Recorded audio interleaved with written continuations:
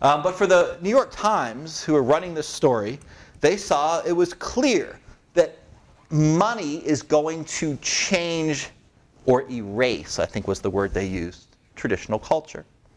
And the thing they pointed to was alligator wrestling. And they talked about, in a series of articles, a crisis amongst the Seminoles.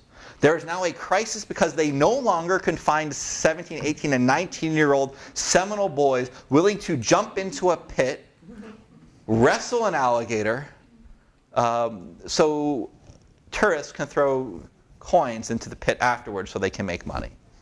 And indeed, in the 1950s and 1960s, and say 1920s before that, this was indeed a way for some Seminole men to make quite a bit of money, and many of the early male leaders of the Seminole tribe after 57, after they became a recognized tribe, did indeed have their start in the economic world as alligator wrestlers. But the New York Times was convinced that this was a crisis. Now, they can get some people amongst the Seminoles to say, yeah, we're having a hard time getting our boys to go and wrestle alligators. And that's still partially true.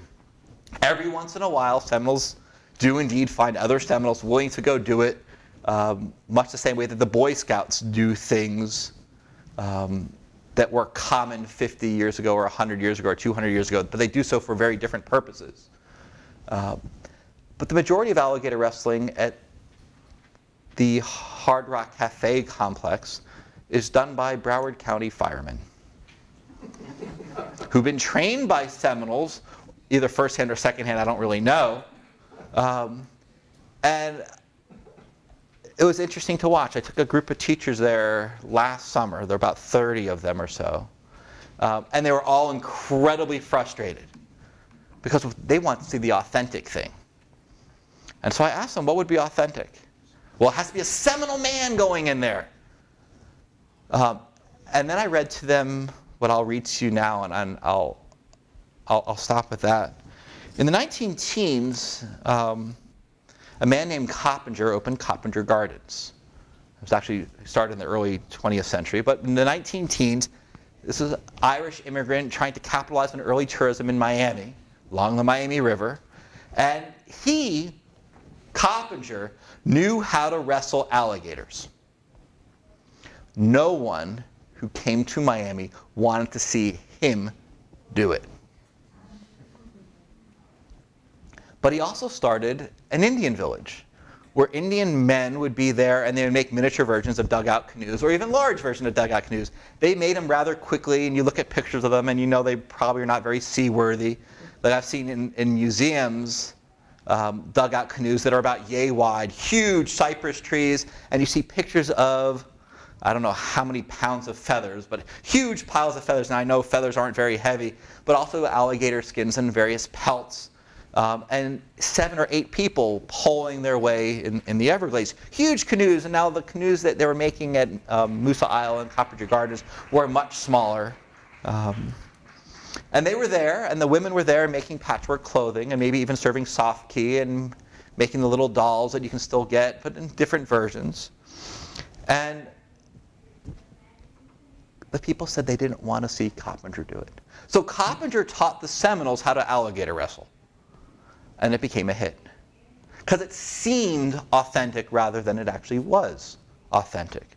But if you do something for 20, 30, 40, 50, 80, 100 years, I don't know at one point it becomes traditional, but it does become tradition. An anthropologist only about 10 years ago said, there is indeed a certain irony, if not paradox, in fact that it was the Seminoles so long respected for clinging to the ways of their ancestors in the swampy vastness of the Everglades, who would be so pivotal in unleashing the juggernaut of Indian gaming in modern America. And I think this is Anthony Paredes.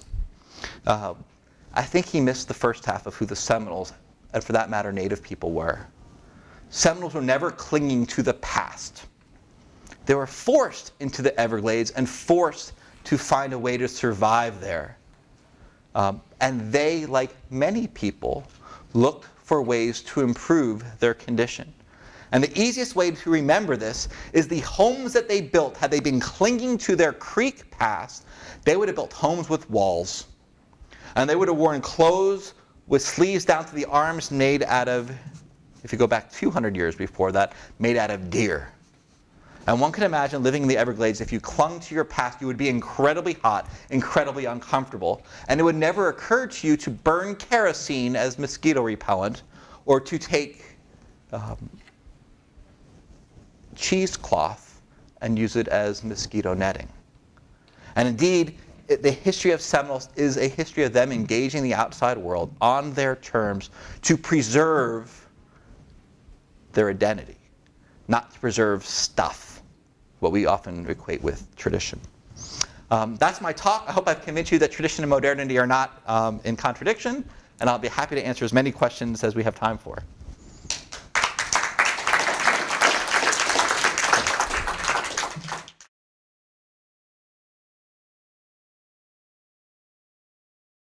We don't know 100% of how they withstood mosquitoes. I think there's two parts. We know they burnt a tremendous amount of wet wood. Smoke certainly helps. I also think that part of the story is also of drainage. With drainage, the mosquitoes come into a much closer area, but I don't have good facts for what the population of mosquitoes were, say, between 1880 and 1930. But I think wet wood is part of it, and I think part of it is also if mosquitoes aren't carrying disease, you'd get used to scratching a lot. But I think wet wood is the better part.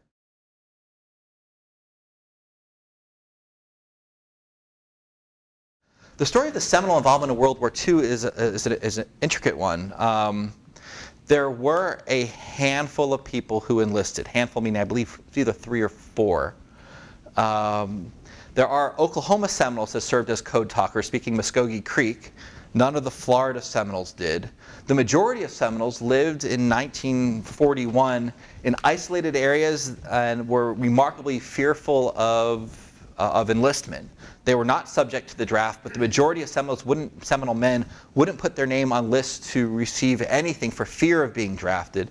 And there are stories that they ran into the interior of the Everglades and left, say, the Dania Reservation, which is now the Hollywood Reservation, to not do it.